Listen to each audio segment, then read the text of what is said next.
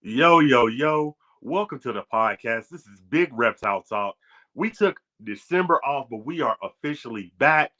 And this is my show where I bring anybody in the animal hobby. It used to be a reptile show, but it's not a reptile show. If you are in the animal hobby, I want to talk to you. I don't care if you're a keeper. I don't care if you're a breeder. I don't care if you're a podcast host. I don't care what you keep reptiles, fish, lions, tigers. I don't care what you do. If you are about animals and you love animals, then I want you on my podcast. And I'm gonna bring you on and I'm gonna chat with you, see what you got going on.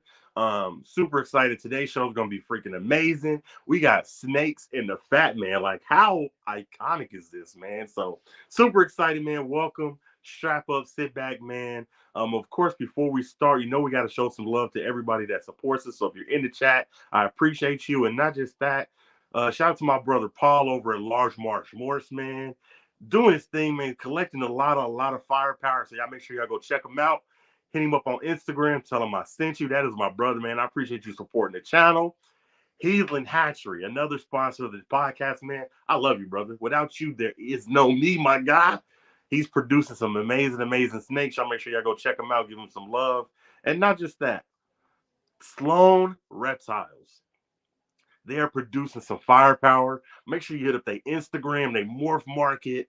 Go tell them Derek sent you. Just amazing breeders, man. All three good friends of mine. I appreciate you guys for supporting the podcast. Now, everybody in the chat, we're gonna come right back, and when we're back, we're gonna have snakes and the fat man. Don't go nowhere. Whoa. Big reptile talk. Yeah, we working. Talk about serving. Big reptile talk.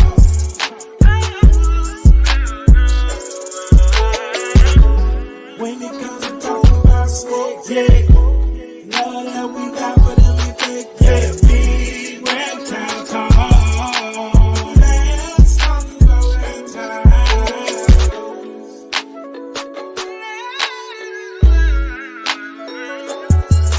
Yeah, big reptile talk. Let's talk about reptiles.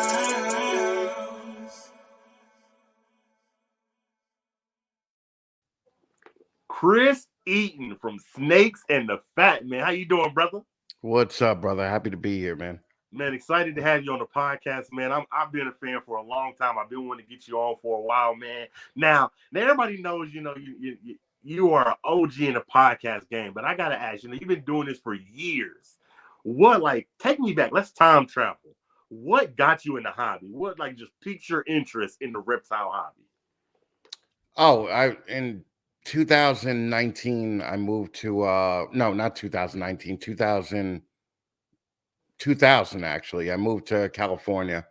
I moved to LA and was going to be a musician, and my girlfriend at the time had 9 or 10 big berms, like over 15 feet a piece, 12 feet, Um and I had a couple of snakes in New York, but when I moved to California, it's really when we started doing big berms, Savannah monitors, chondros, some ball pythons, some retics, um, but frill dragons. We probably had close to 200 reptiles in the house that we were keeping, and not breeding, not breeding, just keeping. So she introduced you to the hobby. Yeah, she absolutely. Well, no, because I had a ball python and a boa prior to that, about 3 or 4 years prior to that. So she introduced me to the big snakes. Yeah. Man, what was it like now? Keep in mind, I live in an apartment. I love what I have. I think I probably have maybe 10 or 15 animals. I couldn't imagine having 200 animals and big snakes at that, burns and retics, like you said. What was it like taking care of 200 animals? Well, back then I could curse on here, right? Of course. Yeah. We had fuck you money back then, right? So we paid somebody to take care of everything. Like so we really just got the benefit.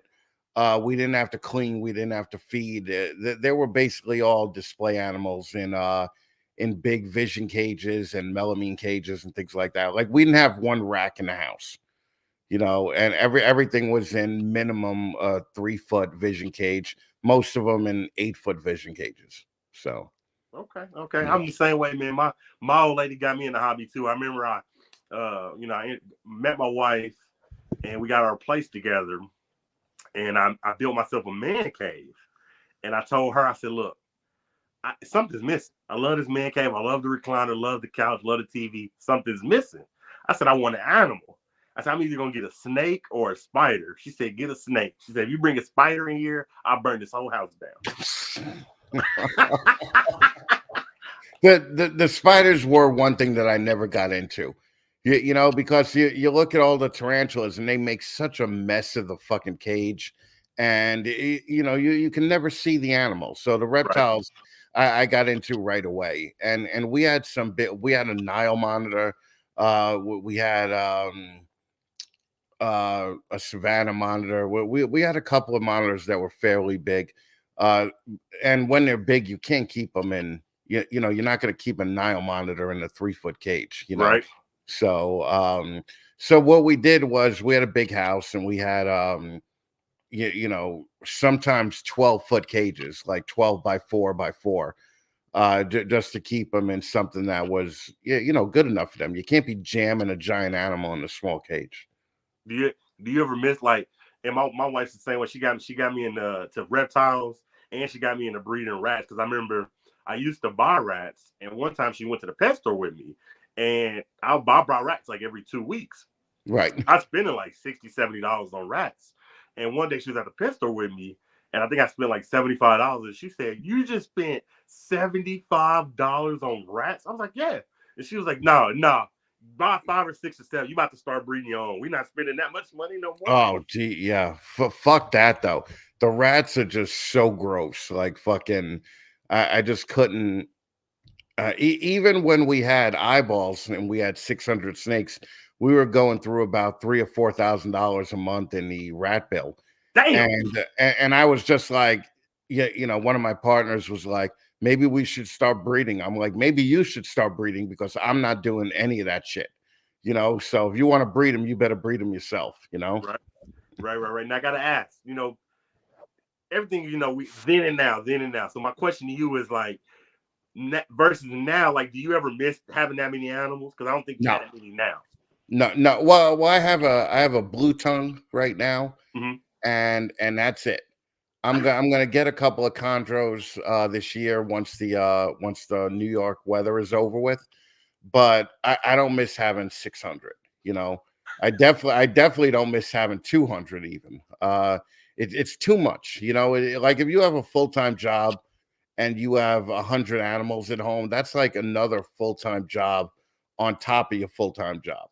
Right. And unless you love it, there's I don't love it full-time job enough. Right. That's always been my thing.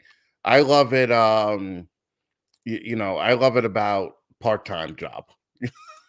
Part-time job money. So plus even now I'm gonna get chondros. I got to spend like $3 or $4 grand just for a good chondro. And man, who do you think about going to for the chondros? Bill Stiegel or Socrates. Yeah. There we go. See, I'm not going to get anything from anybody else but those guys. You better know it. Phoenix Reptile's the best in the business. Yeah, fucking Bill is incredible. I've been to Bill's place before. It's so nice. Yeah, and the guy is such a good guy. You don't mind giving him money. I agree. Yeah, I got a short tail from him. Great, love that snake. Now right. I gotta ask, because you're very known for being like, I don't like balls. I'm not a breeder. I'm not anything. But you did used to breed, man. So take me back to that when you used to breed animals. Take me back to that time that you did that. Well, when I moved back to New York from California, I was speaking with a friend of mine that I knew for 40 years, and I was like, wouldn't it be cool? I was seeing all these designer snakes on like Nerd's website, like bumblebees and champagnes, and this is back when a bumblebee was going for like 18 grand, and And I was like, wouldn't it be cool if we bred some snakes, and maybe even if we brought in 5 grand a year, from it, we could put it in a little savings account, and it'll be like a fun little way to save up some money, right? And my friend was like, yeah, yeah, let's do it, right? And then he brought in another guy who was like just crazy, like fucking crazy. We had 200 snakes within a month. Okay. This was, I mean, I think total we did $250,000 in spending the Damn. first 2 years. Yeah. It was so stupid. Like it was just so stupid. And we're like, why not? Yeah, let's do it. And that company lasted for 9 years, and we made some good money with that company. But but it was but it was at an expense where, like, I had a stroke in the shop. Like, I fucking I would be the only one there working, while the other two were just home or on vacation. And, like, I'd still have a day job, so I'd have to work from 9 to 4, and then I would go to the shop from 5 until like 2, and then I would just start it all over, in the morning. And I was like, this is not worth the 6 or 7 grand I'm making from it. So it's just not worth it.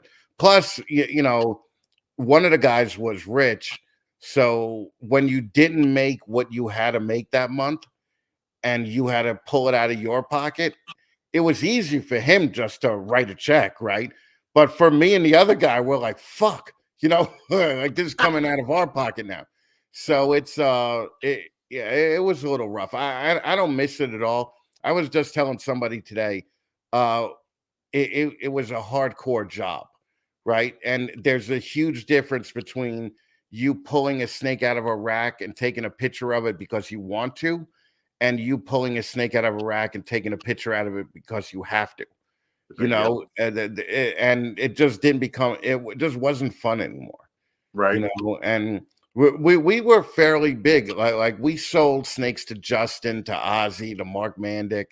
Oh, that's major. Yeah, well, it was. That was, I remember the first time we sold a snake to Justin. I'm like, hey, we're done. All right, we already hit the top. Fucking, we sold snakes to Justin. We don't have to do this anymore. And then when Ozzy bought some, and then Mark bought some, then it was really cool. We were the first group that brought strangers into the United States. Man. So yeah, like, and we spent 20,000 on our first pair of strangers. And back then you had to go to the airport to pick them up. And it was just like, yeah, it was not. It was cool to be a part of, and I missed the camaraderie part of it. But I don't miss the, having 7 incubators full of snakes and have to worry about everything. I don't miss that part. Right, I agree. And like you said, I couldn't agree with you more. Like when it comes to snakes and reptiles, I'm never gonna knock nobody that does it for their job. And I think it's more, I'd rather do it for the passion versus, do I want to do this because I got to make my rent? That would suck. Yeah, well, that would scare me too, and I hate that word. I hate that fucking word, passion. It's like fucking, normally I'm just like, shut up and just do the job. Like you got into it, so you got to figure a way out of it. If you get into it, and you want to do it as a full-time thing, you better fucking do it as a full-time. Yeah, and treat it like a business. Don't treat it like it's a hobby, because these fucking animals that you can't leave fucking shit in the tub for 10 days. Like we had a rule at the shop, you clean it when you see it, right? And that's what you had to do. And when you have 600 tubs, there's always somebody. I mean, you pull open tubs and these snakes are shitting and looking at you. And if they had arms, they would give you the finger. They would be like, fuck you, you just cleaned the tub. Now you got to do it all over again. So that's just the way it worked. So I don't miss that. I miss small time breeding. Like if I ever got back into it, I would have 10 snakes max, Right. and do like 3 clutches a year. I And it would be only with what I absolutely love. It wouldn't be like all this other junk that you used to have to produce to sell, to pet people or other breeders and shit like that. It would just be strictly what I like to do. Right. I love that. Now, I got to give you a hot seat question. Yeah. We went back in time. We're talking about when you're in the heavy in the game, you're breeding snakes, making all this money hand over fist. You sold to, that was like a light flex. I don't know if y'all heard that. He was like, I sold to Justin, Ozzy, Mark, all these heavy hitters in the game. So my hot seat question, I want you to compare yourself to a store. What I mean by that is everybody, they all making designer ball pythons. Ozzy will tell you he's like the Louis Vuitton of ball pythons. Mm-hmm. Justin Cabelka's like the Gucci of ball pythons. So what store would have best described you when you were selling snakes? Compare yourself to a store. Any store in the world. Oh. If Justin was Gucci, we were Poochie. We were like, because what we realized real quick is it doesn't matter what you're producing if you don't have the Rolodex to call all these big spenders that have $5,000, $10,000 per snake. It doesn't matter. You'll just have a rack full of $5,000 or $10,000 snakes, and nobody will buy from you. So, yeah, like I would be like maybe like a New York pizzeria, even at our height. Like we weren't even close to Justin or Ozzy. And I don't think anybody is really close to Justin or Ozzy now. There's some people out there that think that they're 6 months, until they catch Justin. But they're not. They're definitely not, so. I love that, man. I love that. Now, give me, I know you're not really, breeding anymore, but give me like your idea, like who's like right now currently, who's snakes in the Fatman? You probably like no one, but you got to pick somebody. And it can't be one of your sponsors. That's cheating. You can't be like Cabelka. Right. Who's your, like your top breeder? Who's one of your favorite breeders right now? Well-known breeders or anybody? I like Large Marge, Paul. I like Jen Kate from Cigar City Exotics. She's incredible. She's down there in Florida. I love Heidi and Jack Dunlap from Southern Star. Even like Corey Martin from Corey Martin Reptiles is still producing, ball pythons, although in like a limited capacity. There's just a bunch of good people. Like up in Canada, there's VIP Morphs. They were in 15 minutes this year. They're producing some nice shit. They're spending some money, kind of getting their shit in a row. Yeah, there's a lot of good breeders. There's a lot, but there's more shitty breeders than good ones. Yeah, I agree. I think a lot of I agree with you. A lot of people, get into the game, think you can make a lot of money quick, and you can't. If you ain't can't. Really, there's no way you can make money quick with this. So everybody always calls it a pyramid scheme, but I don't think it's a pyramid scheme, because pyramid scheme is inherently you're buying into something fake, but like you're not buying into something fake here. You're buying into something real, but the amount of work that you have to put into it is, I think it's vastly underrated, so it's rough, man. You got to be in that room every fucking day for hours at a time. I agree.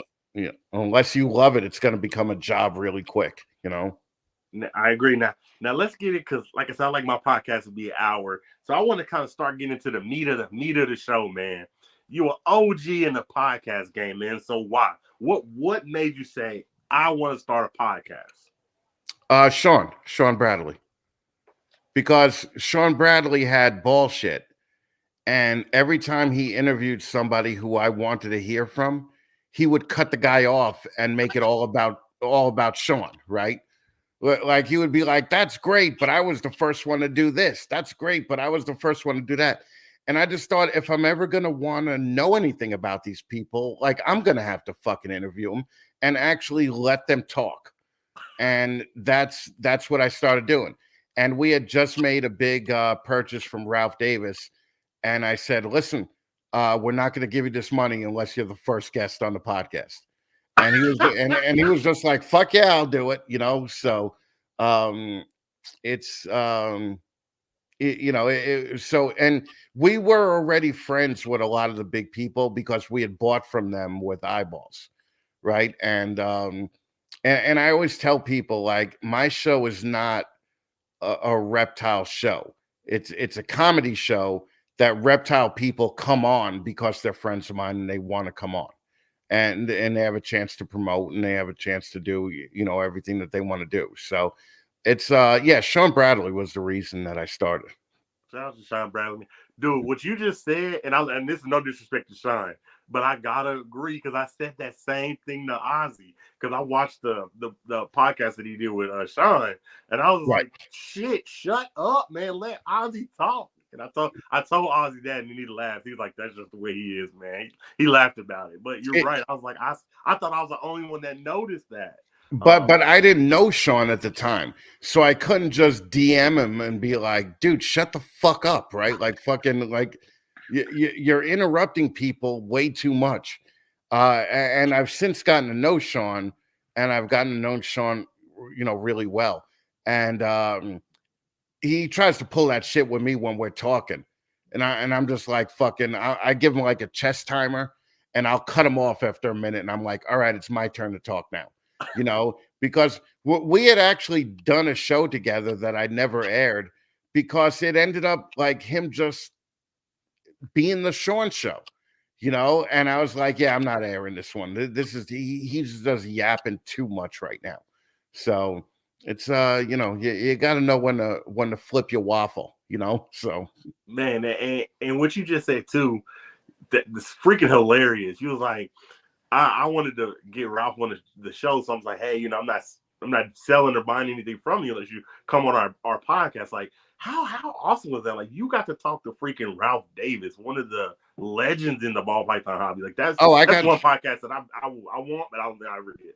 I got to go to his house, man. It was like, What? yeah, I mean, it was I mean, you go to this fucking mansion, right? and you pull in and you're like, fuck, man. And he has a basement that runs the length of the mansion, and it was the most freedom breeders that I've ever seen in my life. He probably had about 200 freedom breeders in his house. And in the middle of it all, he had a little indoor pond, and then in the rest of it, he had his office, which Ralph's a big Kiss fan.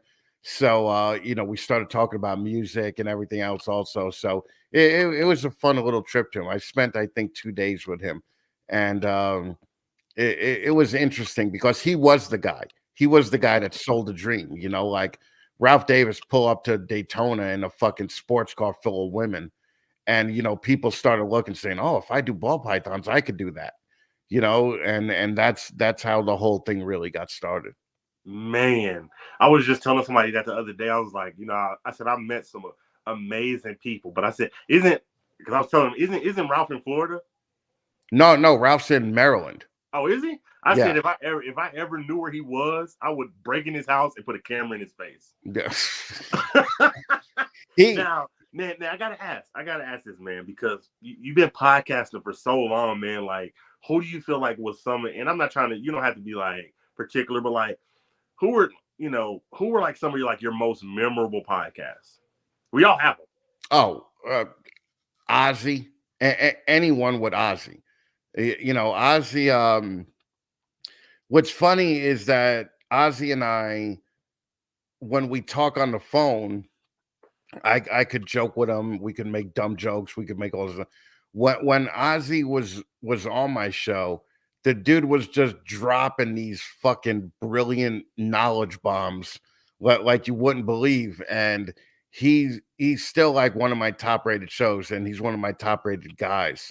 I really had fun with Ozzy, and still I have an office in Virginia for my day job. Whenever I have to go down to Virginia, I'll meet Ozzy for lunch. And what's his name?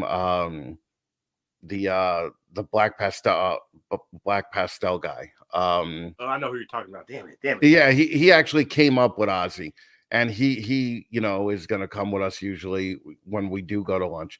But yeah, Ozzy's a good guy, and we haven't gotten to do that the last couple of times that went down. But I always try, if I'm going to be in Ozzy's area, I want to hang out with him because he's just one of those guys that you feel better that you know him. Like you feel more important because you know him. Chris, I love Ozzy. Ozzy's always been one of my favorite podcasts too. I think, and you know what I told somebody the other day about Ozzy? I said, you don't know, you never talk to Ozzy unless Ozzy makes you feel like you could buy your whole block. Yeah. Yep. Yeah. He'll be like, and he does.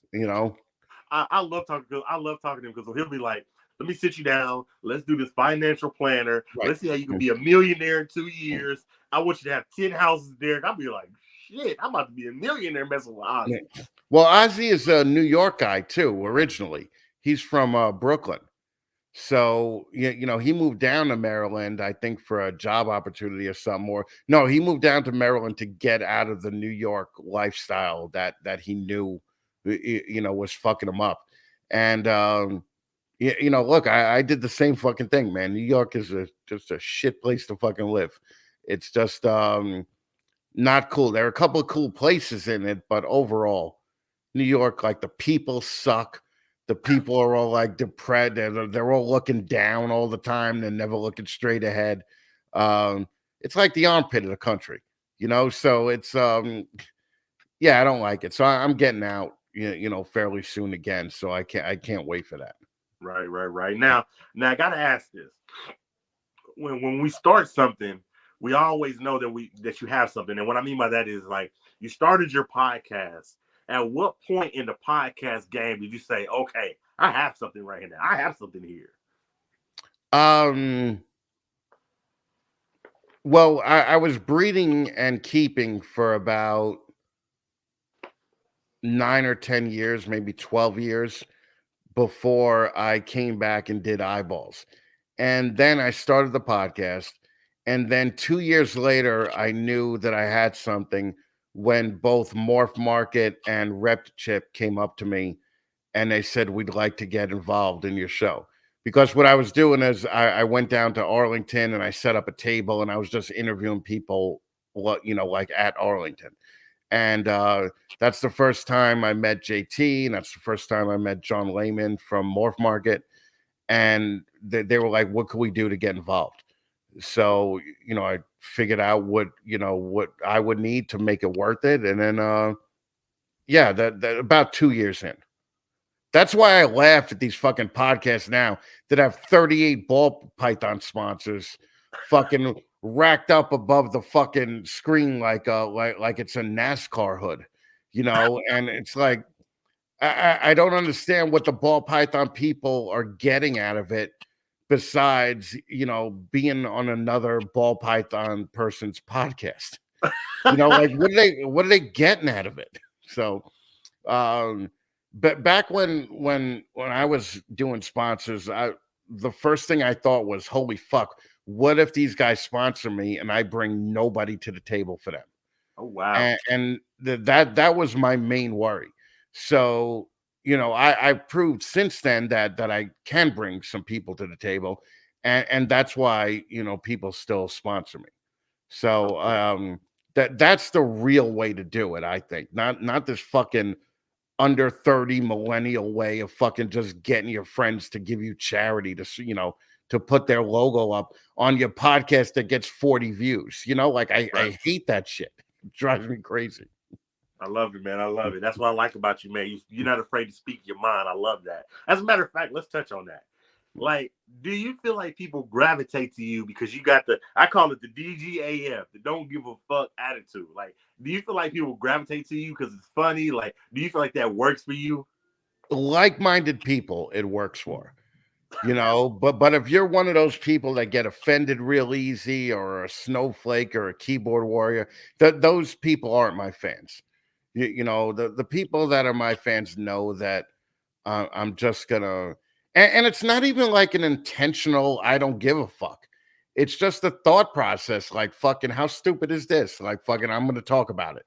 You know, like, this is so dumb. And you see all these people coming into it, and I'm one of those people that believe that 90% of your own problems are your own fault. Like, it traces back to you making a dumb decision or you doing something stupid. And I always say, like, what did you think would happen when you decided to align yourself with this person? Or what do you know, like, what did you expect to happen? You know, Right. did you think that you were going to be the one person that this guy didn't fuck over? You know, like, you're not going to be that one guy. You know, so it's yeah, it's irritating, but you know, you gotta fucking you gotta just know your lane and stay in it. And my lane is you know, being the grumpy old guy from New York who fucking just tries to make people laugh, you know. So You gotta have that as a slogan though. I feel like everybody has slogans. You gotta be like, that's your new slogan. Don't give a fuck. Cause I well, my new slogan, and this was recommended to me by somebody. I recently lost my leg, right? uh, And the guy who told me the slogan, I was like, I'm stealing that. And the slogan is 3/4 of the fat man is still better than any of the other dog shit out there. So fucking, so that's what I'm putting that shit on t-shirts. I'm putting it on coffee mugs. I'm gonna just do whatever I gotta do with it. I So love it, man. I love that. I love that, man. Now give me some advice, man, because and I've heard it before. You know, I know people saying invest and oh, you need a microphone, you need this. When I started my podcast, it was and it's not even really a podcast because I want to tell you people I'm not on Apple, I'm not on this, I'm on YouTube. I like hanging out with people, so I really shouldn't call it a podcast. But if people did want to start a podcast and they wanted to follow you, like, what's the best advice you can give them? invest money in yourself, man. Yeah, I mean, like, if you can't invest money in yourself, how the fuck do you expect other people to invest money into you? You know, right. when I was just doing audio, I spent like fucking 5 grand on just audio equipment before I even did podcast number one. Right. I was like, because the same when I switched to video, because I was like, in a world where people have access to great people like Brian Cusco, to Miguel, like, if it could all look like that, why would they look at your shitty fucking podcast that you filmed on a fucking outdated phone? You know, and also I'm big on fucking having a nice background, right? Like, fucking, you know, I was watching these podcasts like 5 years ago where these people are on their fucking nasty ass cum covered fucking couch where there's fucking just jizz stains on the couch, or they're in bed on their white trash bed that fucking got 30 fucking notches in it, you know. And I was like, this is fucking gross, man. It's like, have a nice background, you know. So that's always like, you know, you can get a nice background for $500, man. Like, why wouldn't you do that? You Right. know, so in a world where there is a Brian Cusco, why would you want to do anything less than what Brian Cusco does? You That know, makes like, sense. why would you come into the space and do less and expect people to watch you? That makes sense. Now Yeah. you're making me feel like I got now I need a mic. I'm my wife, go get me a microphone. Yeah. You got to do it. You don't got to get this stupid microphone. Like, this is a fucking $500 microphone that fucking Michael Jackson used to record Thriller. Like, this is the microphone that he used. So you just get a fucking $100 Rode mic, and it sounds just as good as this Right. fucking dumb ripoff mic that fucking you know, that I fell victim to marketing. You know, so it's good, man. Now I gotta ask this. Give me your opinion.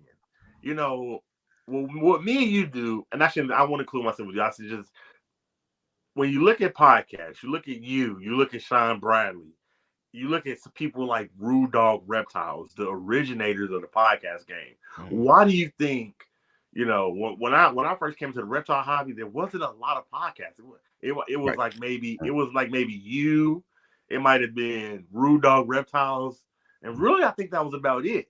And then all of a sudden I look up, there's 700 podcasts. Yeah. Like, Yeah. why do you think there's one popping up every other week? You know, why do you think people they're like that they're coming and going? Why do you think people there's just so many? Why do you think that is?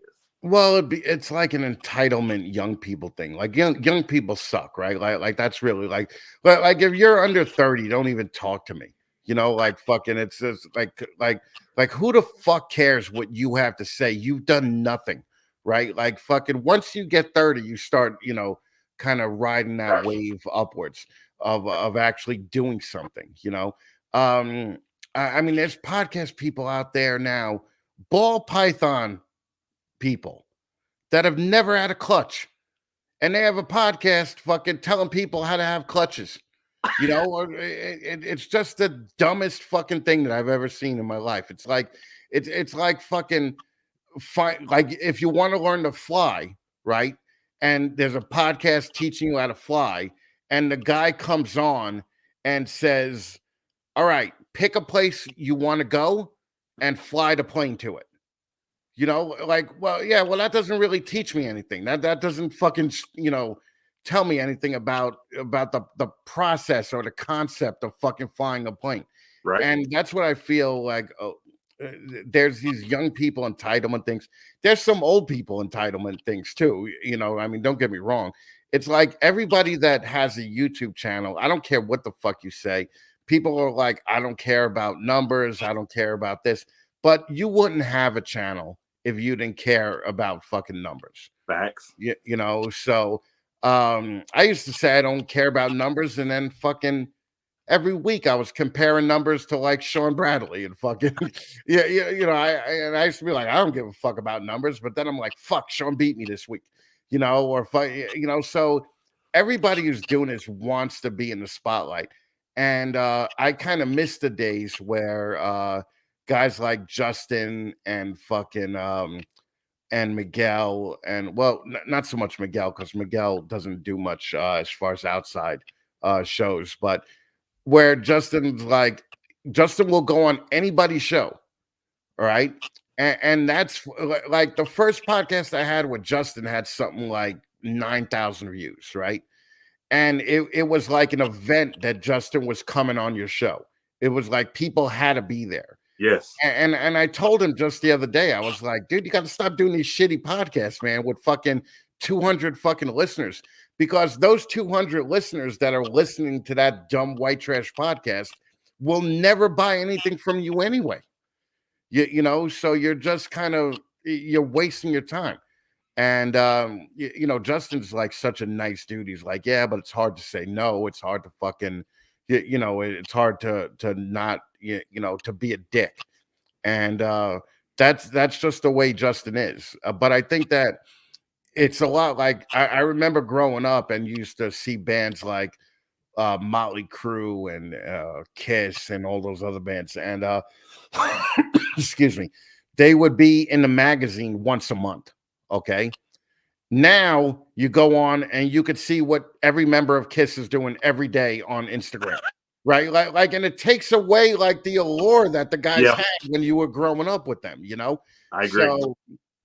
So I don't like that. And that's why what I try and do is bring different non-reptile people on my show also, so that because everybody forgets this is such a tiny little fucking part of the world. Like it's just like nobody gives a fuck about reptile people. Fucking if you ask 10 people on the street what their favorite ball python morph is, I would gather the average response would be, what the fuck is a ball python morph? Like people don't know about us. We're such a small segment of the community. And for people to infight and everything about this tiny little fucking segment of the world, it doesn't make sense to me.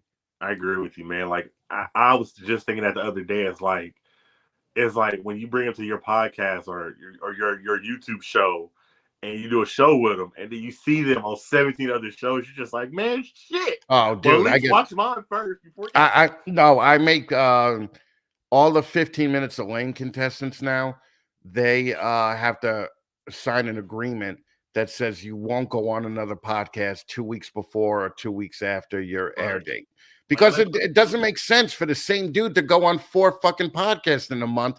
You're just gonna say the same shit over and over again. It doesn't help you. It doesn't help me. Let's just try and find a way to be an adult about this, and actually maximize, productivity. Right. I love it, man. I love it.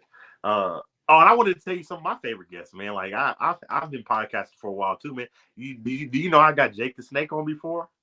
Dude, when you had Jake the Snake on, I was like, how the fuck did this guy get Jake like fucking, because my bucket list of guests would be like Bret Hart. Bret Hart would definitely be like the guy that I would want to interview, right?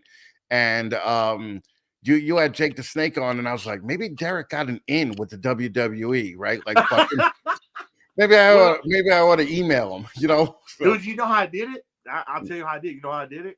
So I used Twitter, and I tweeted him. And right. I think I tweeted like it was either him or somebody that's like real close to him. And I'm like, look, I'm a big fan. I really would like to get you, because Twitter, people really respond on Twitter. I tweeted him, and he was like, really let's do it. Yeah. And dude, I'll hook you up, man. If Brett's still on, I'll hook you up with Jake the Snake, man. I'm sure he can help you get Brett.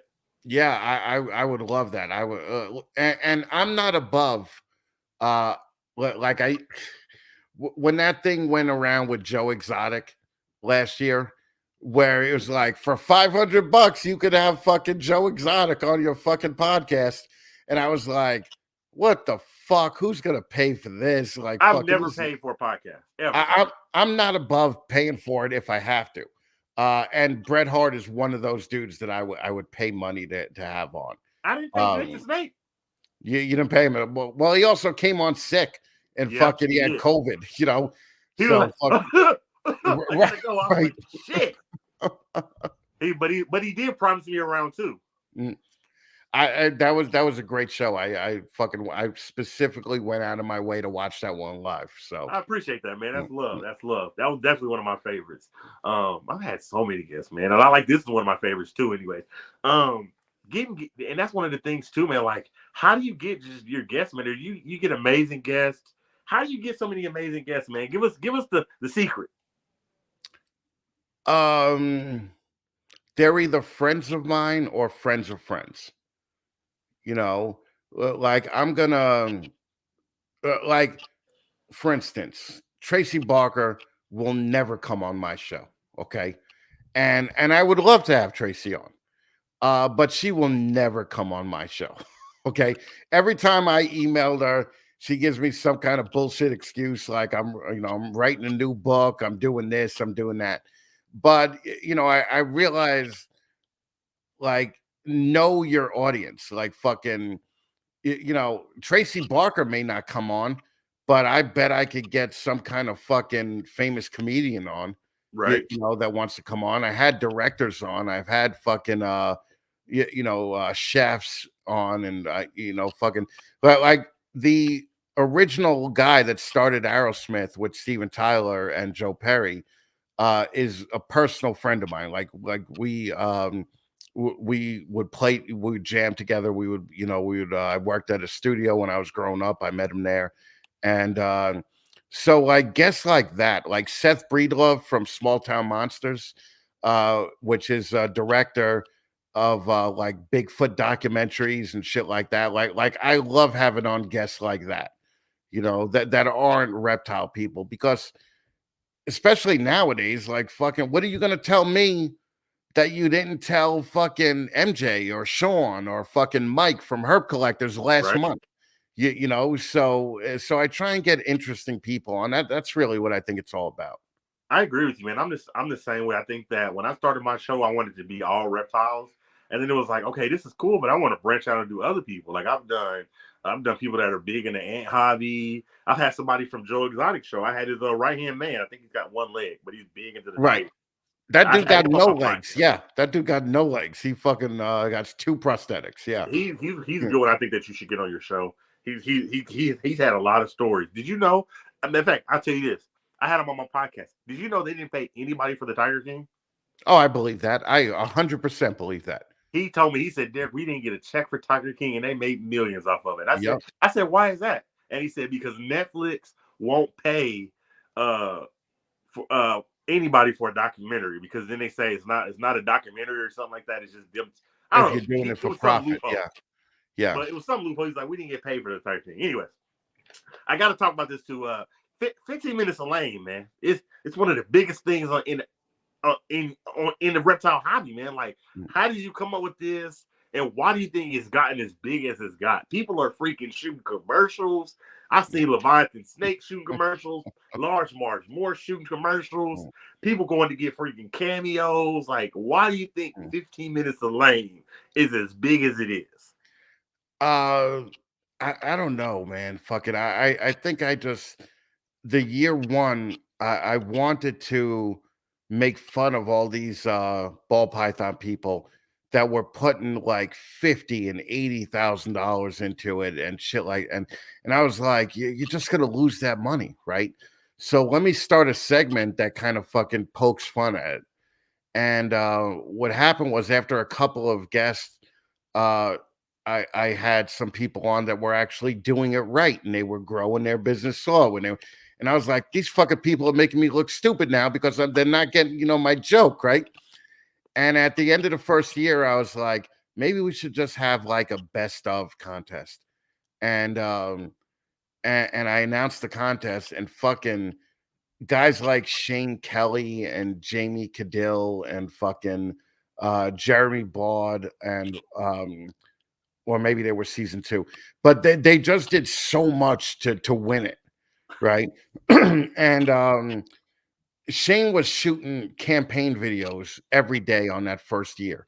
And Shane was acting like he was going all over the world and kissing babies and trying to get votes and all that. And after that year, uh, and like his first guest um, was Ron Heisenberg from BBM Reptiles. Like I figured, let me as part of you winning 15 minutes of lane, you get to pick the first guest of the new year.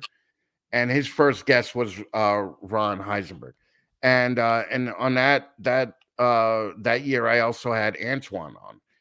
And if you know Antoine, like fucking Antoine just is going to do whatever like if it's a competition, he's going to win it. Like he's just a great dude. Um, so he's Antoine won it the first year or the second year, and then it started picking up because of the people involved, not because of the idea behind it, but because people like Shane and Antoine won it. It started kind of rolling on itself.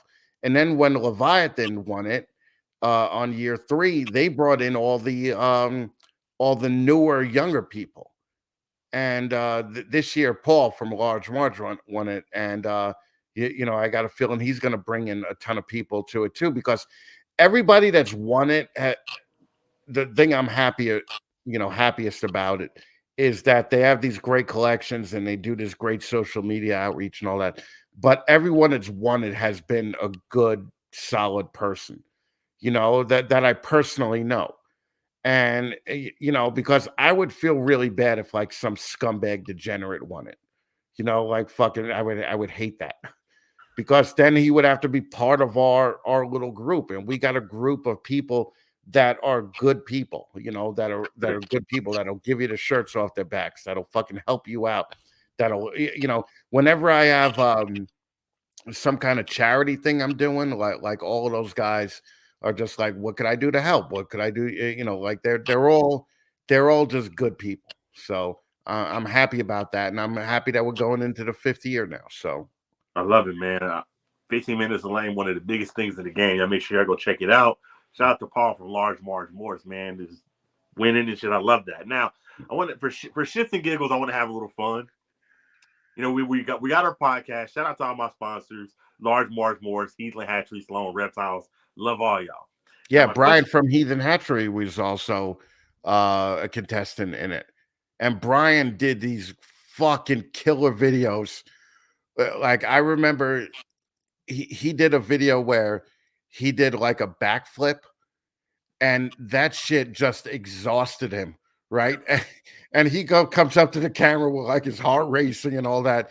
He's like, I don't believe I'm doing this, and then he fucking like passes out or something. And like that dude is funny as fuck, man. But like I don't think Brian gets enough credit for how funny he is. Shout out to Brian, man. Y'all make sure you go check out Healing Hatchery. Now to answer this question, I don't want to know money wise, but just for shits and giggles, man, I want to have a little fun. You know, we got podcasts, we got sponsors, you got sponsors. When you first got that little sponsor money, you know, same with me, I get my little sponsor money. What was the first thing you went and got yourself with your sponsor money? How did you reinvest it? This microphone, I think. You know, I got this microphone, I got some stands, I got some new camera equipment, and just new audio things because I used to record on like a Zoom H5, I think, because it was just audio back then, you know. So I got some every dime that I get from sponsors or from t-shirt sales or whatever goes back into the show. Like I have a job that pays my bills. Like I don't need you know like fucking to just go out and buy something, you know, stupid because I can. Yes, you do. Yes, you do, Chris. Yes, you do. You need to buy something stupid. And I'm gonna tell you something stupid I want you to buy, but I would like to see you have this. Next time I bring you on my podcast, I want you to have a chain on, and I want you to have like that hat you're wearing. I want you to get like a diamond pendant of that hat and put it all in diamonds and just flood it out. Just have a big ass chain with the hat and diamonds. Like a pimp. Like Yeah. I'm gonna look like a pimp. All right, cool. Yeah. I don't know, man. I never bought like expensive jewelry before. Like fucking that was never my thing. But it would be funny, you know, if I came with like a fucking chain with a big clock on it, you know, like the 15 minutes clock, you know. Yeah, like Flavor Flav. Like Flavor Flav, right? That would be dope, dude. Yeah, that's it would be funny. And I would do anything to get the laugh. So I probably would do something like that. I love that, man. I love that. Now, give me your opinion because we're getting close to the edge of the show. I got a few more questions, man. Beauty and the Ball said Chris eating a pimp. They know. I love it, man. Give me, you know, you've been in this hobby for 20 plus years. Give me one thing you would change about the reptile hobby, man. One thing that you think we should fix. I would take the reptile people, put them in a group, right? And then I would cut one group off. I would cut off 80% of that group and I would kick them right into the ocean. Let them fucking drown. Okay.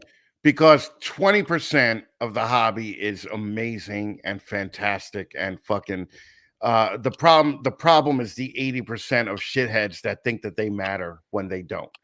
And that's what I would do in a perfect world. The problem is the 20% of good people keep you coming back, you know, and keep you in it because they're so good. But 80% of them are shitheads. But I would argue that would be in any hobby, right? You know? So we're just part of it. The key thing is to avoid shitheads, and I haven't done that my whole podcasting career. Fucking believe me, there's been some shitheads on 15 Minutes of Lame. There's been some shitheads that I've associated with. There's been some shitheads that you know I got involved with when I shouldn't have. And you know I'm learning from my mistakes. But now at 50, you know, like I'm fucking 50 years old. I don't give a fuck if you like me or not. I don't care. Like I'm gonna do the show anyway. You know, right? And fucking if you know the under 30 white women crowd that fucking hates me wants to cancel me, you know, that's fine. I'll fucking do a show about Mexican gardeners and call it fucking Rakes in the Fat Man. I'll do a show about mechanics, car mechanics, and call it Brakes in the Fat Man. Like I'm just not gonna go anywhere. I don't give a shit if you like me anymore or not. Whereas 5 years ago, I was worried about that a lot. You know, I was the same way. It was a year ago. You know, I got into some trouble with Nerd, and I just felt like I was canceled. And then I thought about it. Nobody can cancel you but you. Yeah, that was some funny shit though. That was a great fuck. Yeah, that was great because they pulled out that clip of you like, if you're gonna fucking say, you know, fucking snake eats live mouse and you hear it gurgling in the stomach, then you a psycho, you know. And I was like, that's the best clip to pull out. That's fucking great Chris, because Derek looks like a nut job. Right. Chris, do you realize Donnie is good at his job? That shit was from like 5 years ago when I very first started YouTube. I was like, fuck, I should have deleted that shit. Well, that's the problem now. Like fucking people still go back when they call me like a misogynistic asshole or whatever, and I'm like that's for they were pulling up jokes I made about white trash women from 1999. They tried to fucking Kevin Hart me, man, and fucking I did not like that at all. I was just like, you know what? Yeah, I said it. It was funny, you I, know. I love it, Like man. that's my excuse for any fucking thing. I'm like, I thought it was funny at the time, Right. I love it, man. Now I got to give you a little. This is a harder question. I got to give you. Mhm. I got to give you a harder question. But I'm going. Just go with me. I'm going somewhere with this. Okay. All right. In my mind, I'm going somewhere with this. Now I was watching the podcast that you did with Samson the other day, and Oh yeah. I won't say who you were talking about, but you were talking about somebody, and then Samson brung up a person. He brung up Lenny from Demonic Reptiles. He was like, "Hey, you should get Lenny from Demonic Reptiles on your 15 Minutes of Lame segment." Right. You Mhm. remember that? Yeah. And I say that to say this: there is people that watch you because no sooner did you put that podcast I out, know. Yeah, I know. you know exactly where I'm going with this. So I'm going somewhere with this though. Let me go. Let me finish my Yeah. thought though. Let me finish my thought. No sooner did you say did Samson say you should get Demonic Reptiles for 15 Minutes of Lame, MJ went and got him. Right. And he puts out a shitty title. Lenny from Demonic Reptiles breaks down the definition of a bottom feeder. So I say that to say this: it's no secret you and MJ have you guys' differences. But my question to you is, how do we settle this in the podcast arena? And I say that to say this. And what I mean by that is, when you look at like rap, when people have differences, they freestyle battle each other. You know what I'm Right. saying? Right. Or comedians, they might have like a comedian off. You tell a joke, I tell a joke. We see who laughs the best. So my question to you is, how do you settle your or do you not settle it? How do you settle your differences with MJ in the podcast arena? Well, I just think that my answer to that would be the same answer that he would have is just fucking do a better podcast. Like that's all you have to do. That's all you have to do. And I'll admit, like I regretted, not really regretted, but I shouldn't have did that podcast the way that I did it. Um, but I was mad at the time. Like I was pissed off, right? So fucking and I figure, my people will forgive me for, what I need to, Right? be forgiven for, as far as what MJ thinks or what other people think that aren't fans, I don't care. Like fucking, it's it's definitely it's a podcast that or a show that I did that I probably jumped the gun in doing and probably could have been more adult about it. But you're talking to you know a person that hasn't always been the adult in the room. Right? You're talking about a person that hasn't been an adult in the room. Like he called you autistic. Yeah. Like fucking, like it's fucking, it's yeah. So I definitely feel like I jumped the gun a little bit. I'm not gonna say that I would have called him to bitch about what I was gonna bitch about, but I would say I would have approached it in a different way that didn't make me come off as looking petty. So you feel Because like it's more to settle it. You feel like it's all right. You stay over there. You do your thing. I'm gonna stay over here and take my podcast even higher. right. And I hope that he's thinking the same way because the bottom line is like nobody gives a fuck really about us. Like our this fucking hobby. Like when you're getting 500,000 views, 750,000 views, that's when somebody on the street might have heard of you. When you're getting 2,000, 3,000, 4,000, nobody on the street heard of you. It's like, why are we arguing for this stupid little space that we're in? It just doesn't make sense. And I thought of that after I did the Right. show last week. Yeah. So Right. I feel you. Well, I love your podcast. I can't wait to see what you do with it. I'm a fan. I'm trying to model my podcast after yours. Next week you might see me with a hat and the microphone. That'd be great. That would be awesome. All right. That Now, would fucking be great. now I gotta ask this, man. You know, being a podcaster to podcaster, my question to you is like, who was like, and you ain't got to, even if you don't want to name the name, you don't have to, but like, how do you deal with when you bring somebody on and they not the easiest to have a podcast with? Like me, I feel like I could just pull you out and like make you talk, but have you ever had one where you were like, shit, Oh, I can't get this guy to talk? yeah. Oh, yeah. I just tell them how much they suck at this live on the podcast. Like, you are really shitty at this. Like, fucking, this might have been a mistake. And they'll normally be like, I told you, but you told me it would be okay. And I'm like, I thought it would be okay, but you're unhelpable. Okay. So Okay. So that'll make people laugh, you know. Let's switch this question. So we're talking about like the hardest of like, when somebody it's hard to have a podcast with them. Who do you feel like, this is like the last question, man, because it was just an amazing hour, man. I'm so ecstatic that you came on.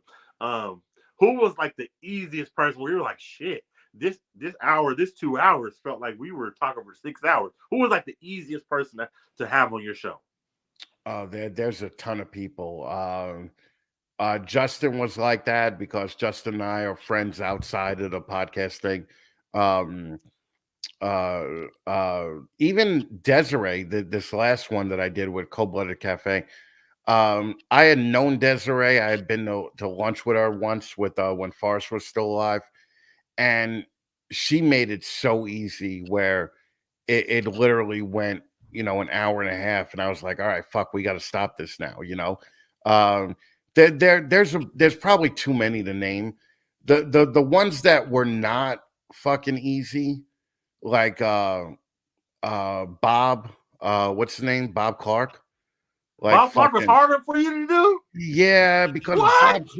Bob Clark, he's just such an old curmudgeon dick that you got to pull answers at. Like fucking, it was just it.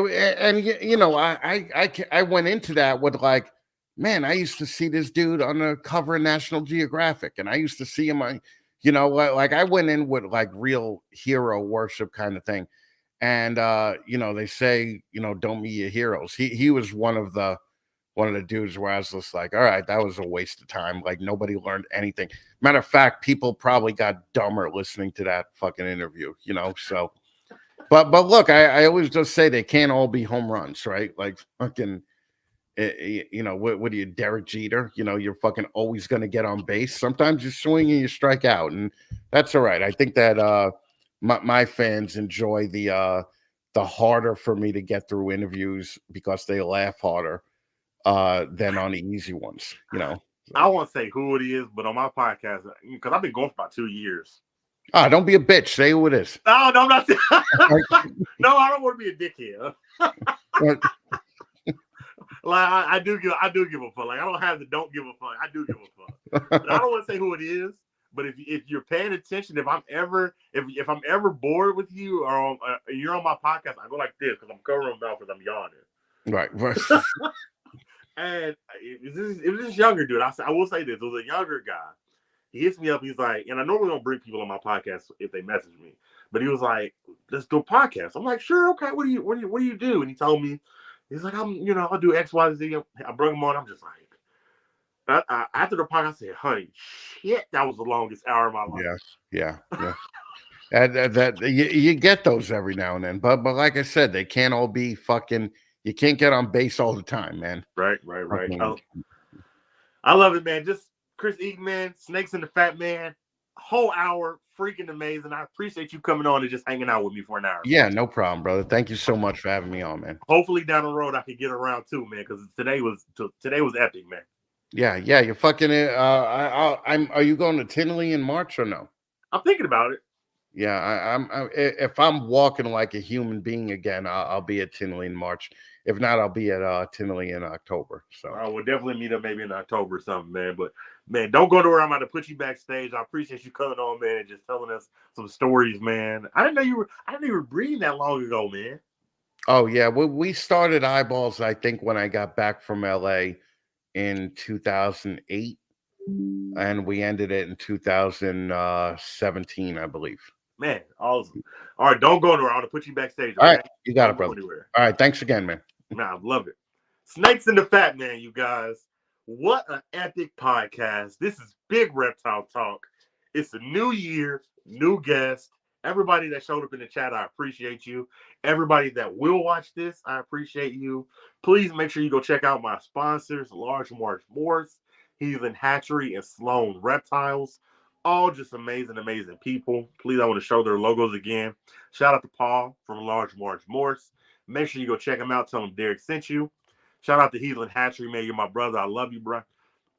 And not just that, shout out to Sloan Reptiles, man. Y'all make sure y'all go hit their Instagram, hit their Morph Market, and buy something. Don't be a window shopper.